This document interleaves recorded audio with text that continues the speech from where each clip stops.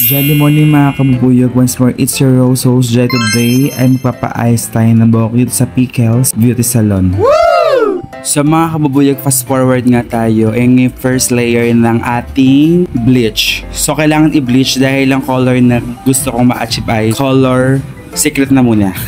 Char. At syempre hindi lang pala ako yung magkapakulay ngayon, pati rin si Mami. Si Mami nga pala yung nag-sponsor ng buhok ko ngayon. Thank you so much Mami Epang. Grabe, sobrang relax siya dyan. Pikit yun. Char, antok si Mami. Medyo kumukulay na nga yung kulay ng bleach. Grabe, ang cute nga eh kahit ito pa lang yung kulay. Nakikita ko na maganda yung result. Shucks. Char. At ito nga yung isa mga favorite na ginagawa sa akin pinagpapasalon ang banlawan ng buhok kasi nakakalibre tayo ng ligo. Charing! Oo, Medyo kumukulay na siya. Hindi na ganun ka puti pero first layer pa lang naman to pero ang galing.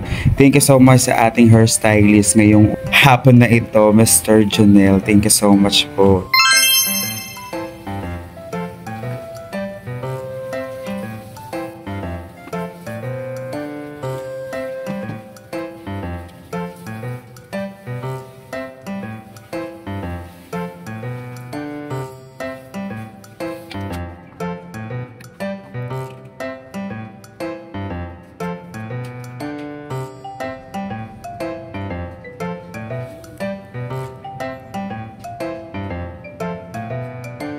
Ito na nga yung first layer ng ating bleach. Grabe, Android 18 yarn. Char!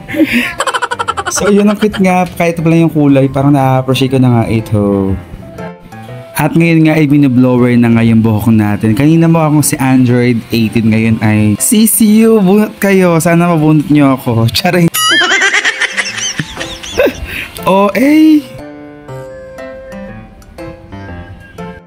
At ito na nga yung second layer ng ating bleach. Ina-apply na nga ng ating hairstylist, Mr. Jonel. Thank you so much. Grabe, medyo antok na antok talaga ako dyan. At pagkatapos ka binalawan nga agad. Fast forward lagi tayo mga kabubuyog. Ayoko patagalin yung video na to. Charing, ayan. Sobrang na-relax talaga ako once na binapanlawan na nga talaga itong bleach na in-apply sa buhok natin. Grabe, kung pwede nga lang matulog eh. Tulog talaga tayo dyan.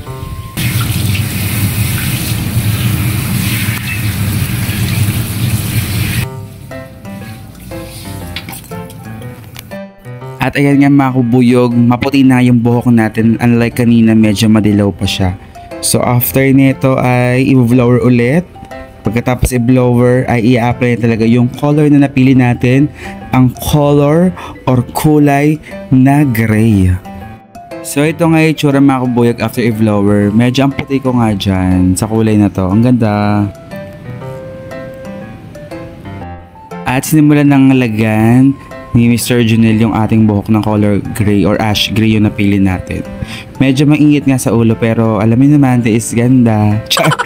Tiis lang, wala palang ganda. So ito na nga guys yung pagkakalagay ng ating color ash gray sa buhok.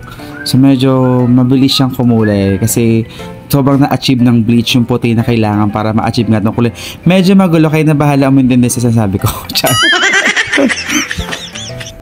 After 30 minutes nga mga kabubuyog, babanlawan na nga natin yung ating buhok. Grabe, na-excite talaga ako pag bandawan. Nakaka-relax talaga pag nagpapabandaw ng buhok. So makikita na talaga natin kung ma-achieve natin yung color na gray sa buhok natin. Yes mga kabubuyog, na-achieve naman talaga yung ating kulay na ash gray. Kaya naman, hair blower ulit natin yung ating buhok nang mas makikita na talaga natin yung kulay ng ating buhok.